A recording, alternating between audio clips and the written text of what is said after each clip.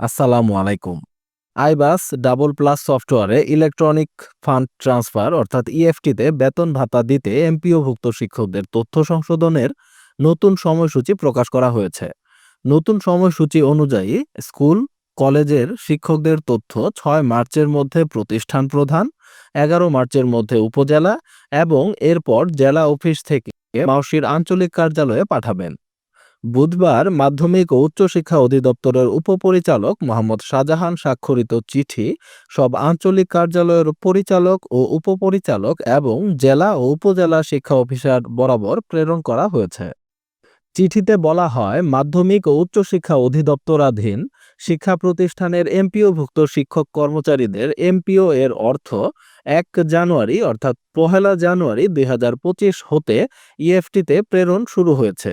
যে সকল এমপিওভুক্ত শিক্ষক কর্মচারীর এমপিও এর তথ্য, এনআইডি এর তথ্য এবং ব্যাংকের তথ্য সঠিক আছে এমন 1,89,707 জন শিক্ষক কর্মচারীর ডিসেম্বর 2024-এর বেতন এমপিও এর অর্থ ইতিমধ্যে প্রথম লটে ইএফটিতে প্রেরণ করা হয়েছে।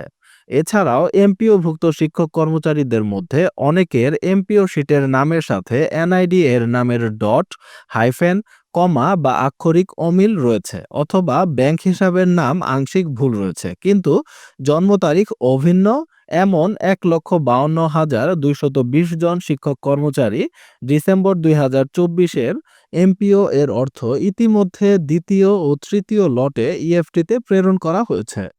এমপিও শিটের নাম এবং এনআইডি এর নাম অভিন্ন কিন্তু জন্ম তারিখ একই বছরে, তবে অভিন্ন নয় এমন 8,238 জন শিক্ষক কর্মচারীর ডিসেম্বর 2024 এর এমপিও এর অর্থ প্রেরণ কার্যক্রম প্রক্রিয়াধীন এবং 8,887 জন শিক্ষক কর্মচারীর তথ্য যাচাই বাছাইয়ের জন্য আইবাসে প্রেরণ করা হয়েছে। যে সকল শিক্ষক কর্মচারীর এমপিও শিটের জন্ম তারিখের সাথে এনআইডি এর জন্ম তারিখের অমিল রয়েছে অথবা ব্যাংক হিসাব নাম্বার ভুল রয়েছে, তাদের ভুল সংশোধন না হওয়া পর্যন্ত এমপিও এর অর্থ ইএফটিতে প্রেরণ করা সম্ভব হচ্ছে না। দ্বিতীয়, তৃতীয়, চতুর্থ এবং পঞ্চম লটে যে সকল শিক্ষক কর্মচারীর ডিসেম্বর 2024 এমপিও এর অর্থ ইএফটিতে প্রেরণ করা হয়েছে এবং তথ্যের ভুলের কারণে যাদের এমপিও এর অর্থ প্রেরণ করা সম্ভব হয়নি, তাদের নিম্ন উল্লেখিত সময়সূচি অনুযায়ী 27/10/2022 খ্রিস্টাব্দ পত্রের নির্দেশনা অনুযায়ী অনলাইন এমপিও সিস্টেমে যথাযথ প্রক্রিয়ায় আবেদন করে তথ্য সংশোধন করার জন্য নির্দেশক্রমে অনুরোধ করা হলো।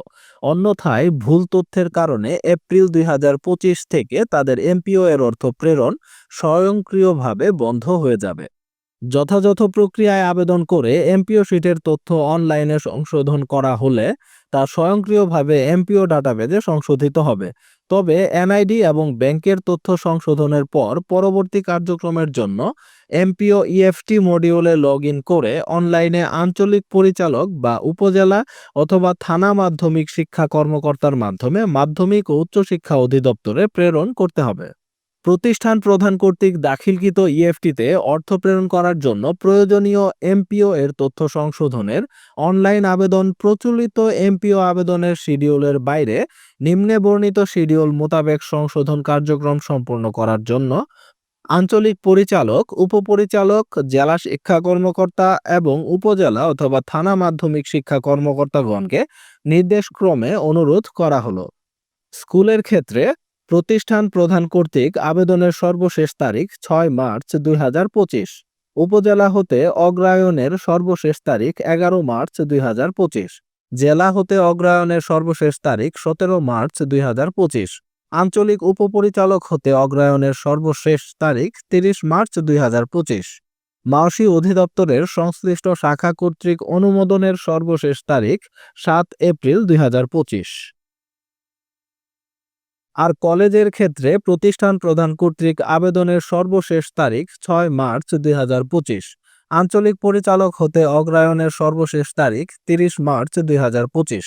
মাওসী অধিদপ্তরের সংশ্লিষ্ট শাখা কর্তৃক অনুমোদনের সর্বশেষ তারিখ 7 এপ্রিল 2025।